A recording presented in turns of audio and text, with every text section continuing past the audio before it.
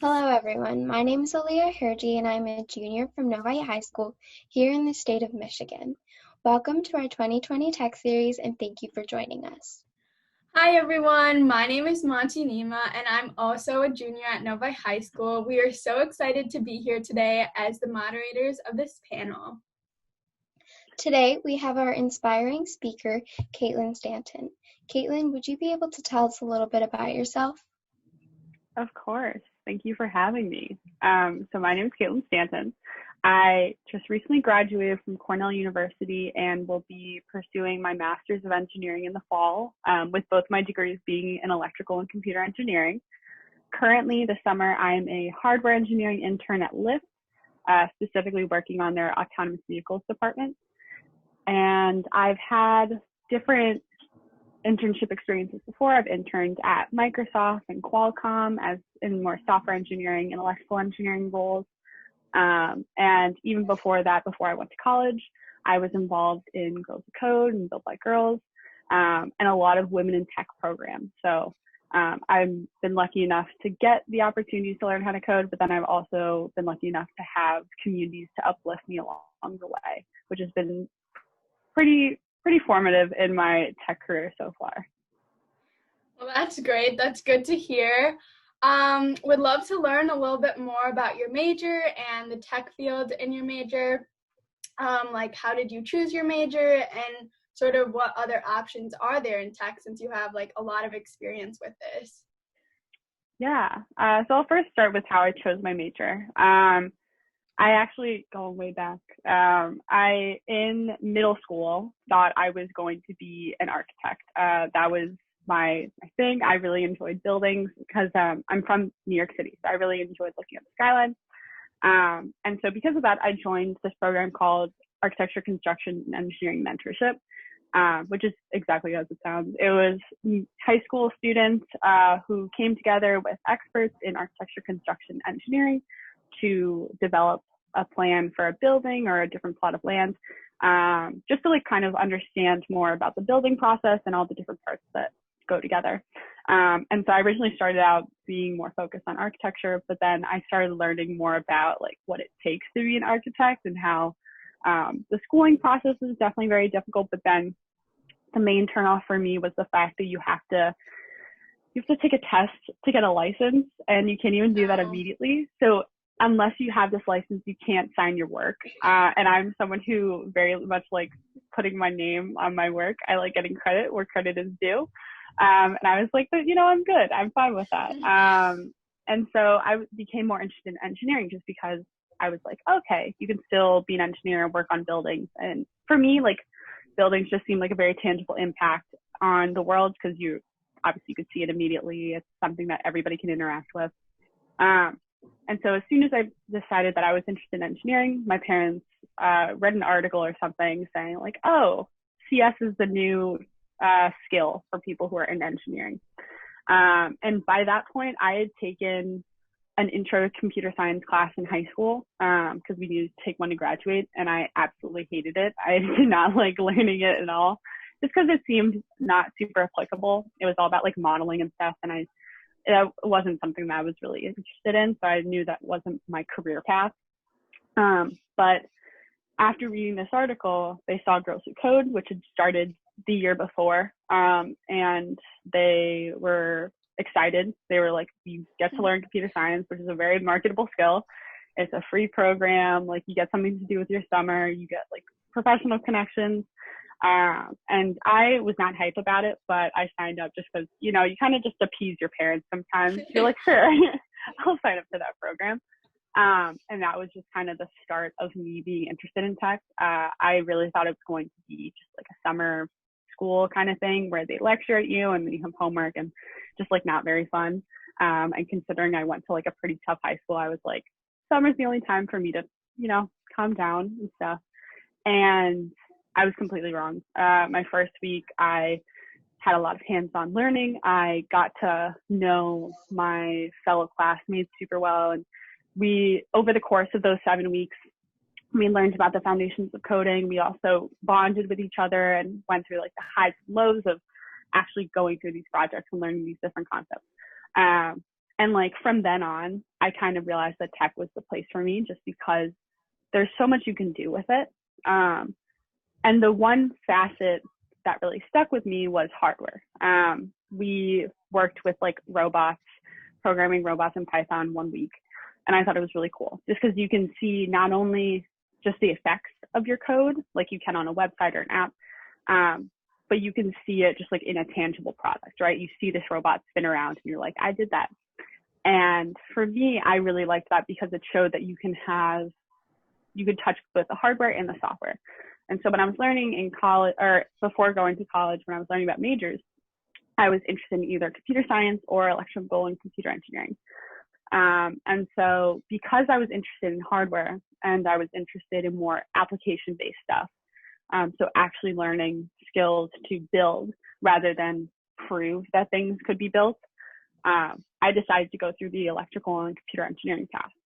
Because computer science in college, at least in the intro classes, is more theoretical. You're learning more about math and proving algorithm concepts rather than the actual coding itself.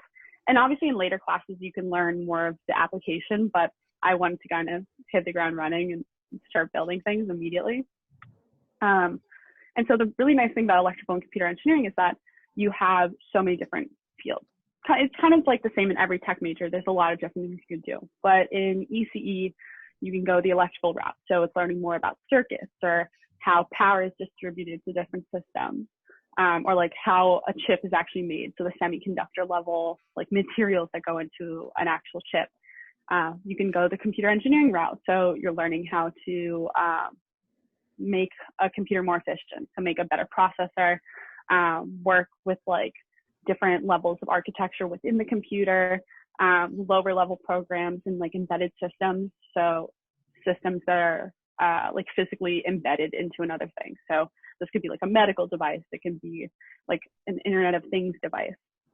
Or you could take like the computer science route. So you can go like the straight up software engineering, like very code heavy, like route, whether it's back-end programming with like Python or Java, or lower level programming with C, or like web development. So there's like a lot you can do. And I really enjoyed that just because it allowed me to kind of understand different levels of the tech stack. So everything from the lower level silicon that goes into the chip in your phone to all the way up to the like phone apps that you can develop. You learn everything between. And that kind of gave me a taste of the different flavors within ECE. And it was nice because even though I didn't end up choosing to go more electrical engineering, I still get to understand that, and I know that, and being able to understand how a line of code actually works, for me, is really interesting. I get to see everything break down. And then in terms of like other majors in tech, so there's computer science, I mentioned, which is kind of theoretical at the onset, but you can learn a lot. You can continue to learn more theoretical stuff if that's your thing.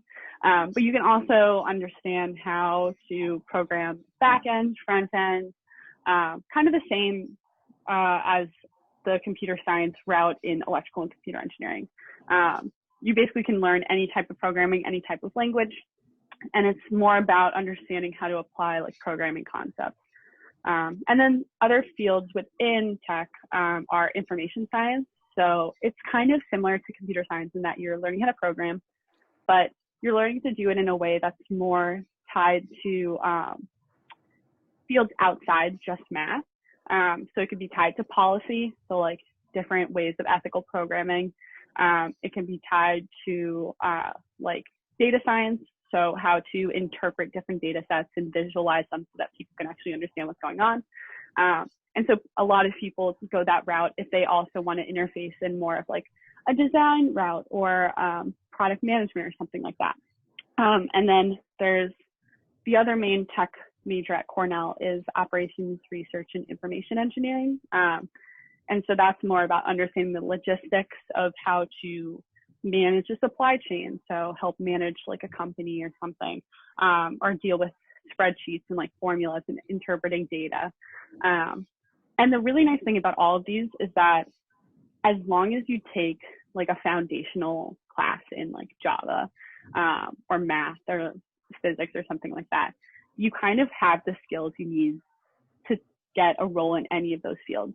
Because the most important thing to understand is that when it comes to engineering, it's more about learning how to solve problems analytically and work with other people versus actually mastering the technology itself. Because it's super easy to learn how to code in Python, right? Like there's so many resources online.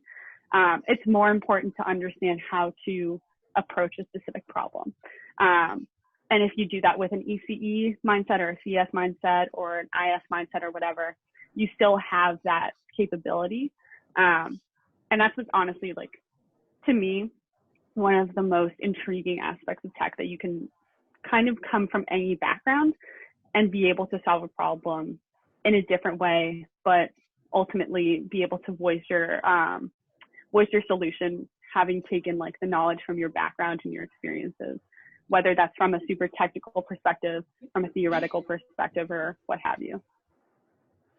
Wow, I think that was some like really great insight into how there's not just like one specific path to tech. There's like a lot of different options, and really it's more about like problem solving, logic, and like approaching it like you said.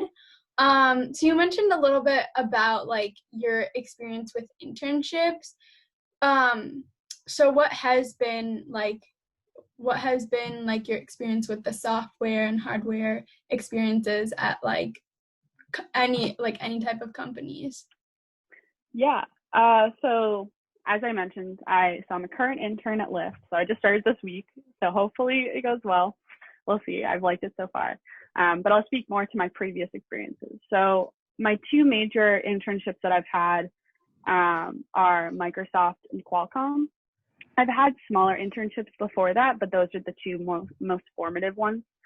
Qualcomm was a software engineering role. So if you don't know what Qualcomm is, they are a chip making company, a semiconductor company and telecommunications company. So they helped pioneer like cell phone technology. So the ability to call other people is something that they helped develop, which is honestly really cool. And so they are focused on developing 1G, 2G, 3G, et cetera, technology. And that comes along with developing the chips that actually go into phones to give the phones the ability to use these different levels of telecommunication. And so for me, I was a software engineer on the 4G, LTE, 5G team. So that meant that I was helping write testing protocols for those products. And so for me, my project was specifically taking information from these tests that they were running on these new phone chips and making sure that it was aggregated in a way that like people could understand, just because when it comes to phone protocols, like there's a lot of things that can go wrong. There's a lot of different unit tests you need to run and understand just to make sure that it's ready to be put on the assembly line. And all these different error messages and all these different statistics were written in different ways just because different programmers had touched the code and there was no standardized practice for like printout statements. So I was in charge of aggregating all that data and then making sure it could be displayed in like a very cohesive way over a graph. And so that was really cool. I did that in Python. I worked with different internal APIs to Qualcomm to understand how to like pull the data and get all the relevant information and statistics that I needed to actually display. And so that was something that it's like a side product, but ultimately it would be useful in the workflow of the team because it would make them more efficient. They wouldn't have to just read through lines and lines of code. Instead, they would be able to look at a graph and pinpoint, okay, that's where it went wrong. And I really liked working at Qualcomm. It's definitely a lesser known company, although it is actually a really influential company. It's just not that many people know about Qualcomm. There was around a couple hundred interns and it was in San Diego. And considering that I'm from New York City, it was my first time interning somewhere that wasn't home. So that was something that was really exciting. I got to move somewhere. I got to stay there for the entire summer, meet new people. And I think the thing that I learned from there is that Qualcomm is a more established company. It's an very old company. And kind of working within that as a younger person was very interesting, because it's like all these people have been at Qualcomm for 5, 10, 20 years. And me coming in as a person who hasn't had that much experience, it's like there's a lot I can learn. So what I did was I signed up for like a mentorship program. I tried to meet with as many people as possible who are full-time employees, just to like understand what they do at the company and try to like gain mentorship and advice from them. And that was really cool because you had resources to do that, from the research and development department to the actual electrical engineering to the software engineering. There was like a lot I could learn. And then at Microsoft, obviously, Microsoft is a very well-known company. It was the first company I'd interned at that my parents actually knew the name of, which was very fun. And then that was in a more electrical engineering role. So I was specifically a part of Surface, which is their laptop, that I was on their Wi-Fi and Bluetooth testing team. So just analyzing Wi-Fi and Bluetooth protocols and writing testing scripts to make sure that like everything was streamlined more efficiently, just so they wouldn't have to wait hours to run a test. Instead, they could just run it for the specific amount of time they needed, and it would automatically shut down and gather all the data. So it was very similar in concept to Qualcomm's project, because I was doing the same thing where I was collecting data, making sure it was able to be interpreted. But the interesting thing for me was that I was dealing with an actual device. I was running the test myself in my own lab station. I was collecting the data myself. I was touching the actual physical devices, whereas at Qualcomm, I was just pulling data from previous runs that other full-time employees had written. And so that was really fun because I was actually working in a lab alongside of my coworkers instead of just in a cubicle coding. There are pros and cons to each, but I like being in the lab. And the also really nice thing about Microsoft is because it is such a large company, there's a ton of resources. So there's always a class of around 3,000 interns, which is literally the size of my high school. So it was kind of insane. So they have a ton of resources for people to meet each other, to interact with full-time employees, to talk to executives, to go travel around Seattle, because I was in Seattle at that time. And so that was really awesome, because I got to not only learn more about the department I was in, which was devices, so like the actual laptop line that Microsoft works on, I was also able to learn more about the different aspects of the company. So I'd say like the kind of common thread between all of my internships, both these two and then previous ones I've had, is that whenever you come in as an intern, they want to make sure that you have the best time possible. They want to make sure that you have a lot of learning opportunities, that you get to talk to a lot of employees, that you get to meet other interns, and experience stuff outside of just working on your project, just because you end up learning more from the people around you, and then you also end up understanding more about the culture and what it would be like to actually work as a full-time employee there. And having all those experiences combined is really helpful because it shows that your work, whether you're a full-time employee or an intern, is not just focused on working. It's also focused on interfacing with other people, enjoying like the city you're living in. And I really appreciate that, just because it means that they are trying to show you the best experience, and give you the full scope of the company in the shorter amount of time that an internship would be. I definitely relate to when you said that your parents show you these cool articles and how they were the ones who suggested that you go into computer science, because my dad is the one who suggested I go into computer science. And I think it's so cool that you started off with a computer science class and then you ended up having internships at so many amazing companies like Microsoft and other companies, like you said. Can you tell us a little bit more about what the internship recruitment process looks like? Yeah. So I'll kind of break it into two groups. So when you're an underclassman in college and upperclassman in college. And so for the former, high school students, especially like seniors and juniors, probably can fall into that group. So when it comes to when you're a younger student, it's way harder to get an internship, because the whole point of an internship is for a company to put money into trying to convince you to be a full-time employee. And so when you are a freshman, that means that they're going to have to pay for 3 summers worth of internships before you come full-time. And that's way more money than if they were only going to pay for one. And so what they want to do is maximize their return, so the amount of work that you do as a full-time, but minimize their cost, so the amount of money they have to spend on you as an intern. Just because intern programs are notoriously pretty expensive, just because they're paying you for somewhat around the full-time wage, probably a little bit lower, but they're still paying you pretty well in tech, but also putting on different events. They're flying you out there, they're paying for your housing, so they are putting a lot of money into it. So when you're a freshman or sophomore in college, and even in some cases, a junior or senior in high school, most recruiting happens for specific programs.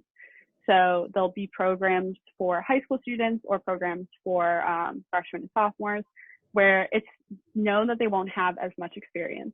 They won't have taken as many classes. They probably wouldn't have had any previous internship experience or research experience on college campuses, but they still have that drive to learn.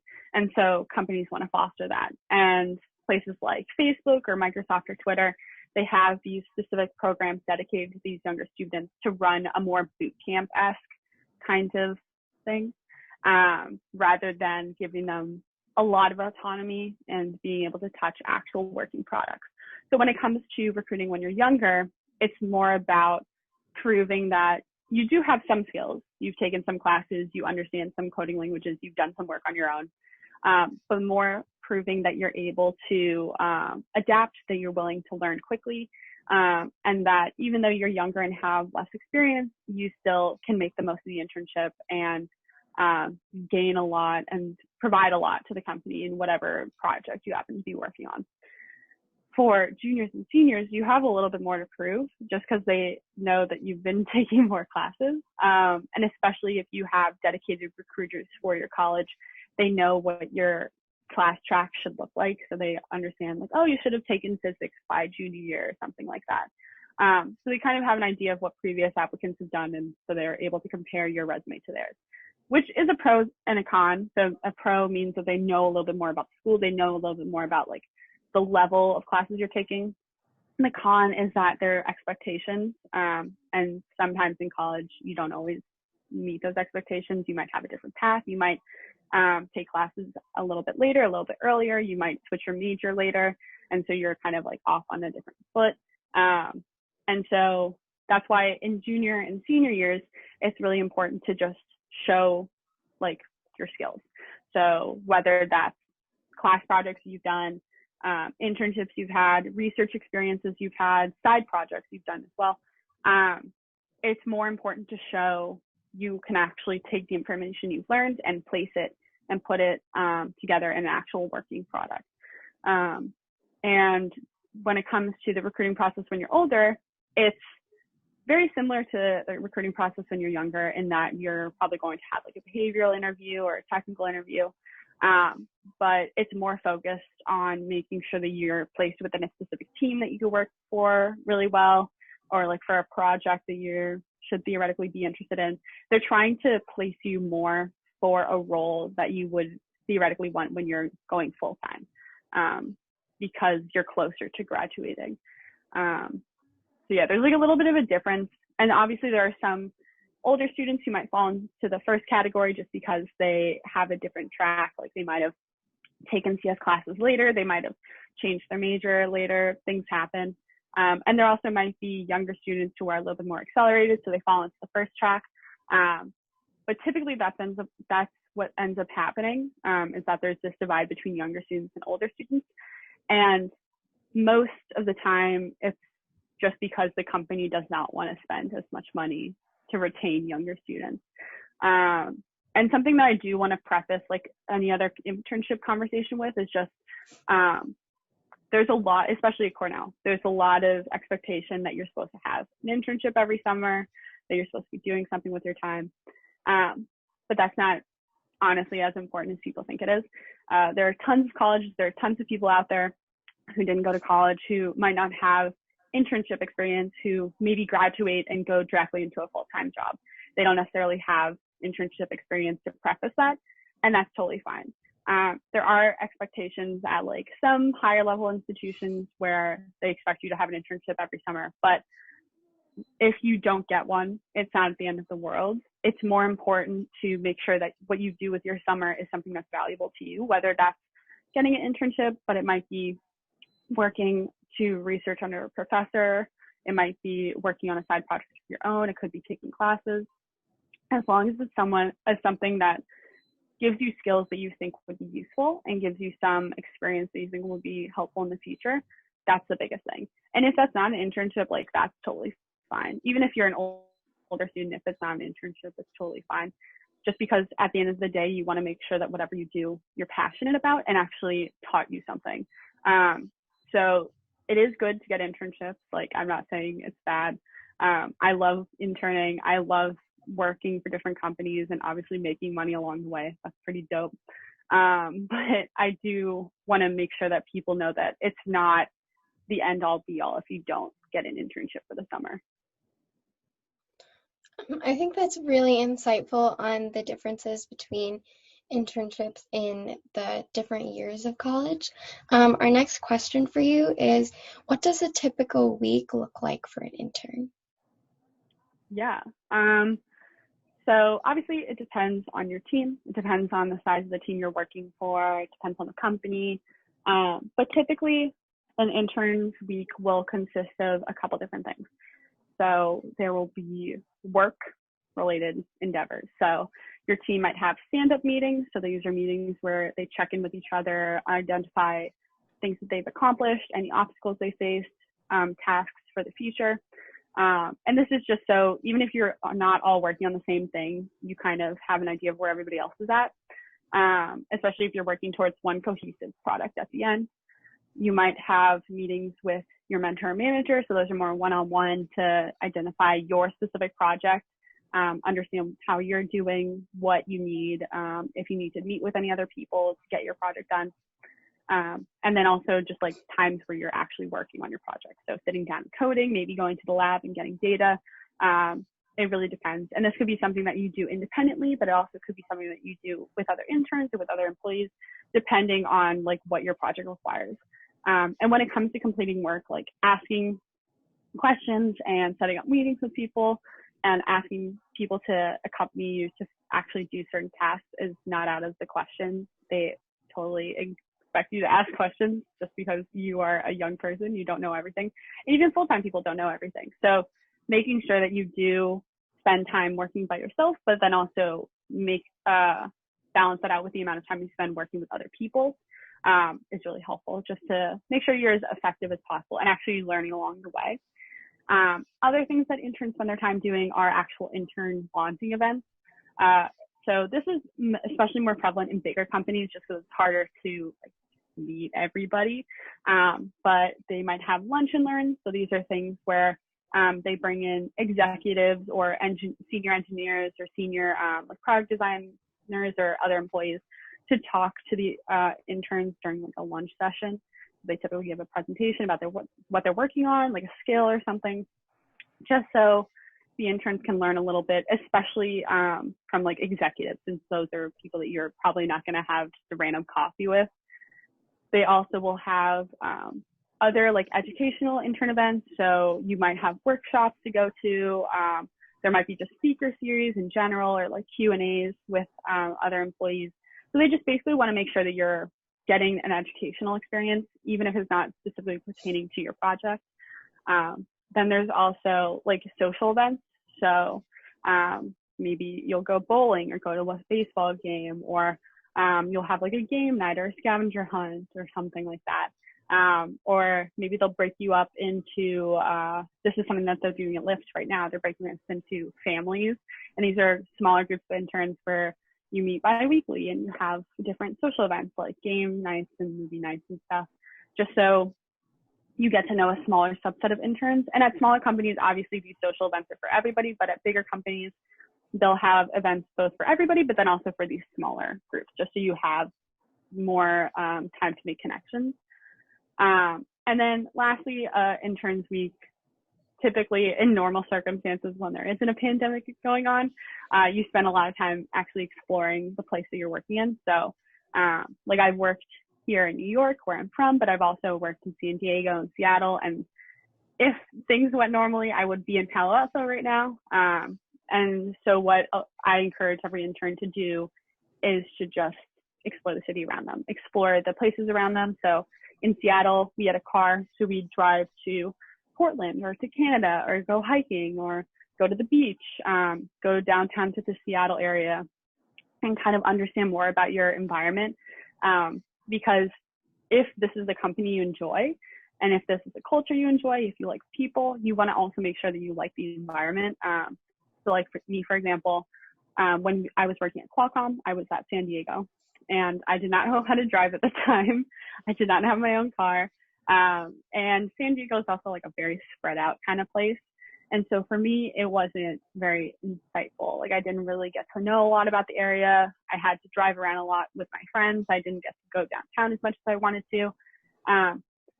But I also realized that like, if I had to live in a place, I wouldn't live in a place that I need to drive a ton. And so that helped me understand like, okay, San Diego is probably not the top place for me.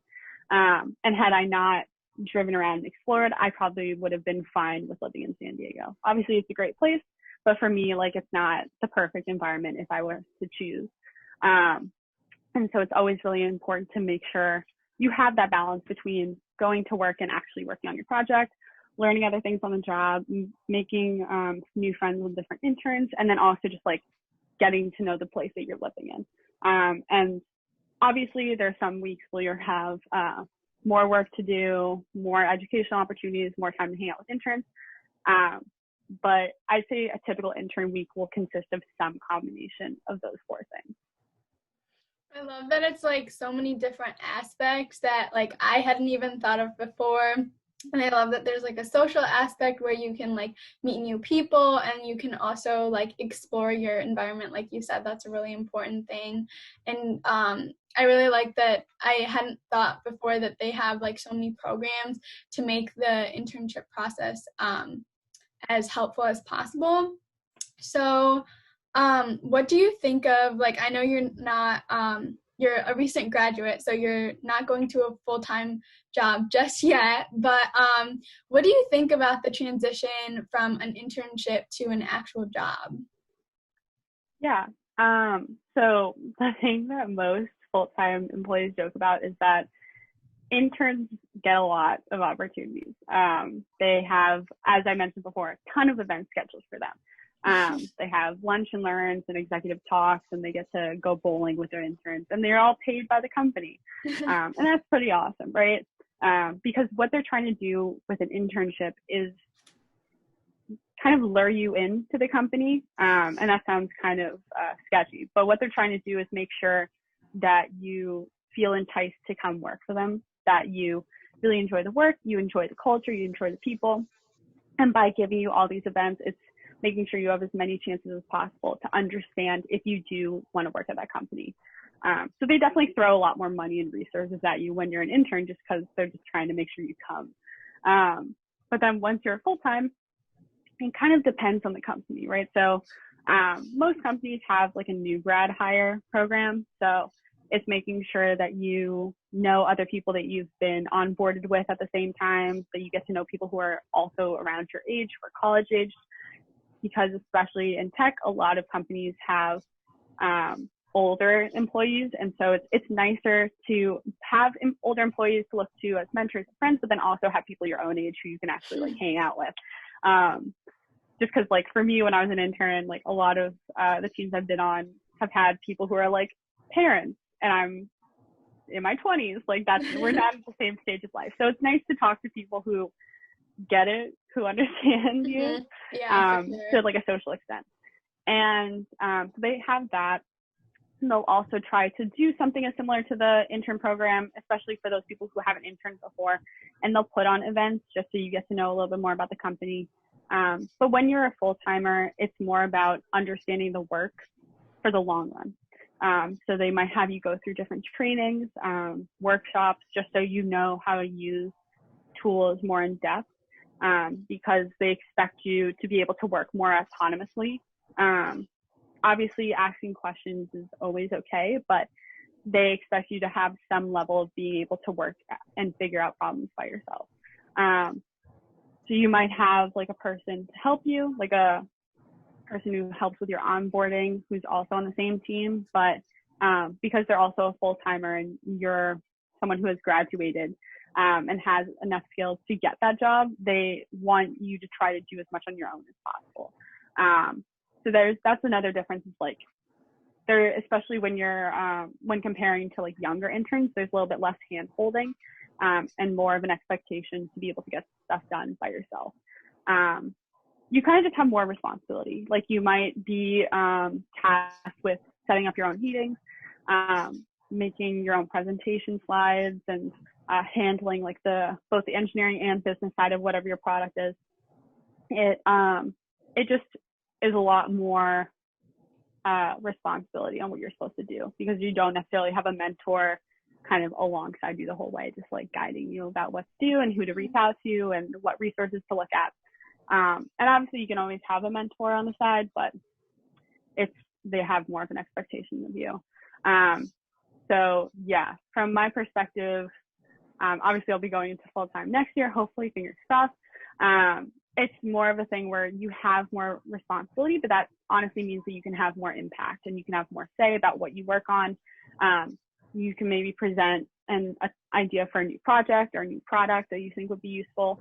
And because you're a full-timer, they have more of a reason to not listen to you, but as in like take your opinion into consideration, because you're theoretically going to spend a little bit more time there than you would if you're an intern. So you can have more of a longer lasting impact on the company than if you were an intern and working on an individual project.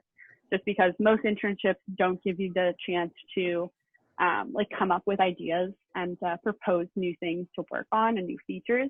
But as a full-timer, that's something that's always encouraged, just because they want to make sure that they're constantly innovating and constantly taking advantage of the different perspectives and backgrounds that their engineers and their employees come from.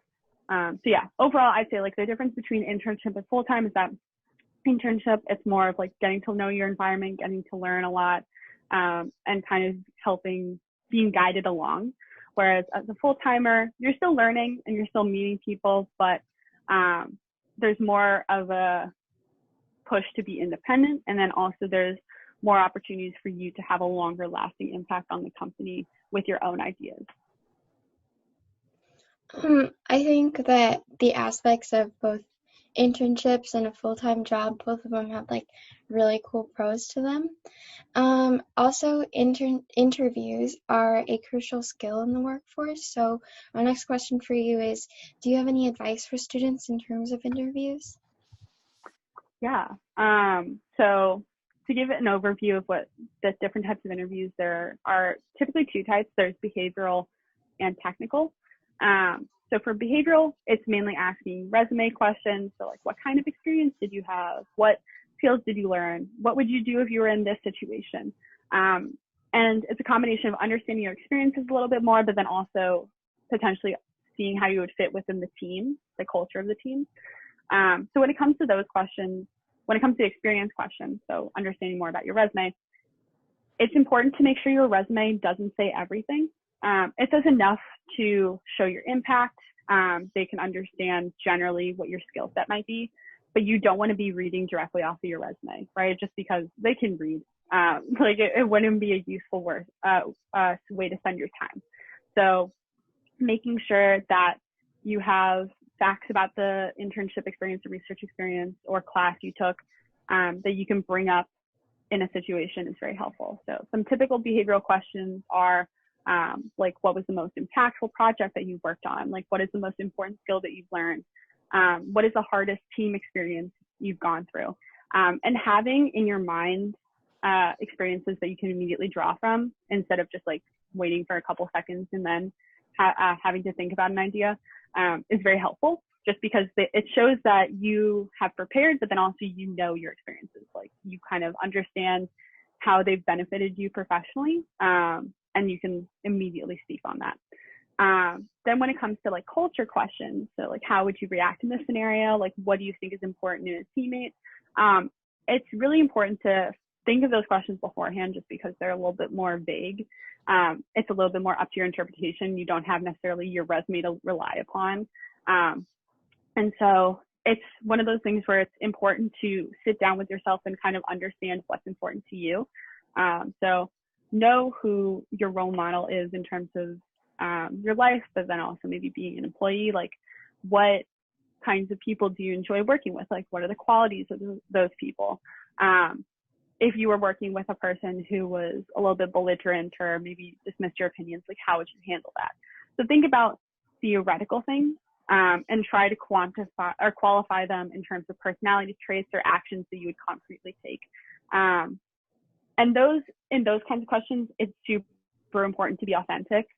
Even if it is a really big company and you want to work there, you also want to make sure that you fit with the culture of the team, because if you and the rest of your teammates don't align with values or how you work together, then it's not going to be a great experience. And it also might like detriment how you feel about the company.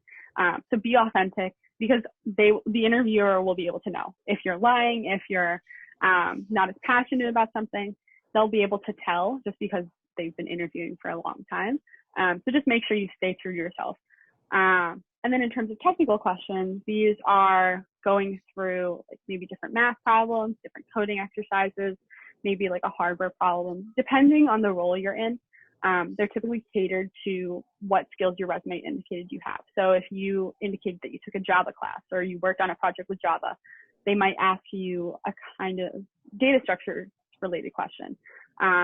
For me, I indicated that I worked with circuits before. So when I was interviewing for Microsoft for my electrical engineering role, they asked me about different circuits and understanding different circuits. So they will try to tailor their questions to what they know you're good at and what they know that you've learned already. So make sure whenever you're writing up your resume that you have concrete classes you've taken, technologies you've worked with, just so they kind of have an idea of what they're working with. The biggest thing to do when answering a technical question is first understand the scope. So they will ask you the question, be sure to repeat it, make sure that you understand it completely, maybe ask a couple questions to see if there's any corner cases or things you have to consider that weren't explicitly stated in the question. They'll typically give you a piece of paper or a whiteboard or something to write your answer down, so definitely take notes if you need. The overall purpose of that is just to understand that to make sure you're on the right foot, that you're not answering the wrong question, that you're not approaching it from the wrong way entirely. And then also show that to your interviewer that you're methodical, that you try to understand different points of view when it comes to solving a problem, and that you want to make sure you have as much information as possible before actually like going through and coding your solution.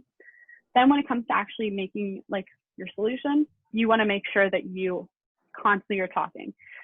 You're talking through your workflow, you're listing your assumptions, you're acknowledging when there's obstacles or things that you're kind of confused about, acknowledging when you can make something more efficient or need to change it for a different input case or something like that. Basically, the whole point of the technical interview is to see how you work. It's to see how you approach a problem, how you adapt to different obstacles, how you're able to explain your solution afterwards in terms of efficiency or like where this might be used or what you can do better. It's not as necessarily about, oh, does she know or do they know how to write the specific syntax, or do they know how to do the specific sort algorithm? Because anybody can know that, right? You can Google that, you can read that in books. That's something that you can memorize. It's more about how you can apply those foundational concepts to an actual problem and then respond to the different questions that your interviewer will have. So typically they'll maybe ask like, oh, what if I did this input? And so that's something where you might want to check over your code and make sure it works for that input. Maybe they're asking you that because they know that it's not going to work. And so they're trying to see like, what will they change about their code to make sure it does work? They might ask like, oh, okay, like that's an actual solution, like it does work. What is the timing of that? So what is the, is it O of n? Is it O of n squared? Like, could you get that better? Could you make it more efficient? If you had to handle different types of inputs, like what would you change? And so making sure that you don't just memorize things and can actually explain them is really big here, just because they just want to make sure that whatever techniques you're using, you actually understand. Because they do know at the end of the day, they can teach you any technical things. They can teach you syntax, they can teach you different technologies. And in most internships I've had to learn these things. It's just making sure you have the problem solving capabilities from the onset, since those are really critical when you're actually doing an internship.